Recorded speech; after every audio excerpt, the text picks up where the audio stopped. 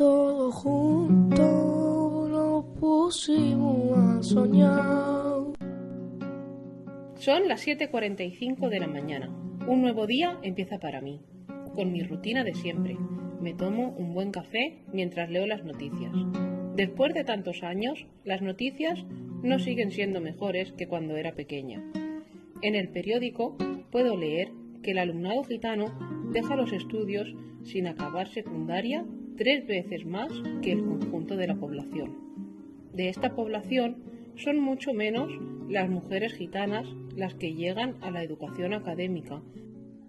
Todo esto me lleva a recordar mi infancia, las barreras que tuve que esquivar para estar ahora donde siempre he soñado.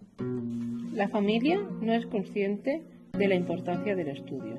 Mis padres no tienen estudios y a edades muy tempranas comenzaron a trabajar y trabajan de lo que pueden. Aún así, no ven la educación como algo positivo para mi futuro. Los prejuicios de la sociedad por el simple hecho de pertenecer a la cultura gitana. Incluso los profesores se sorprendían cuando sacaba buenas notas. Ser madres a una edad temprana. Conciliación familiar.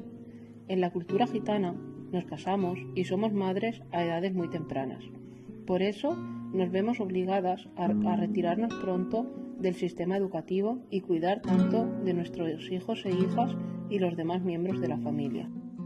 Pero yo tenía claro mi principal objetivo, que era ser profesora de ciencias naturales y experimentales, aunque eso me costara mucho esfuerzo y sacrificio. Cuando me desmotivaba, siempre recordaba a las mujeres gitanas que fueron referentes para mí. Felisa Reyes Ortega. Nació en Lucena, Córdoba. Es científica, investigadora y profesora. En 2013 fue la primera mujer gitana en doctorarse en ciencias naturales y experimentales en España. Ahora es profesora en la universidad. Ganó el premio extraordinario fin de carrera. Hoy en día estoy orgullosa de cumplir mi sueño y de ser profesora de ciencias en el colegio donde me vio crecer.